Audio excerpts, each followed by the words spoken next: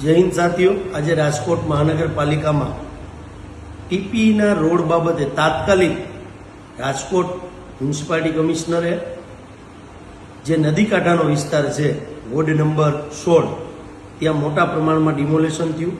અનેક લોકો ત્યાં રઝળે છે. આજે આપણે જગ્યાની મુલાકાત લઈએ તો આપણા રૂવાડા ઊભા થઈ જાય અને આપણને પણ ક્યાંક ને ક્યાંક રડવું આવી જાય એવી પરિસ્થિતિ નિર્માણ આ તંત્રએ કરી છે.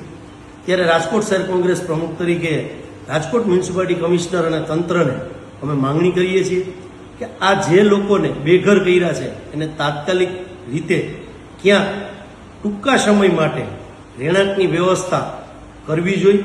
આ સ્પષ્ટ શહેર કોંગ્રેસ પ્રમુખ તરીકે અમારી માંગ છે અને અમે રાજકોટ મ્યુનિસિપાલિટી કમિશનરશ્રીને પણ રજૂઆત કરીએ છીએ કે આ લોકોને વૈકલ્પિક જગ્યા આપણે આપવી જોઈએ. નકરા નોંધારા બનેલા નાના માણસો રાજકોટમાં કઈ જગ્યાએ જશે? આપણે થોડુંક ડેવલપમેન્ટ કરવા માટે જે રીતે આપણે ત્યાં બુલડોઝર ફેરવું છે તો એ બુલડોઝર ફેરવીને જે લોકો ત્યાંથી બેઘર થયા છે એ રાજકોટ શહેરમાં ક્યાં જશે? આપણું હૃદય કંપી ઉઠે એવા દ્રશ્યો આપણે સામે આવ્યા છે.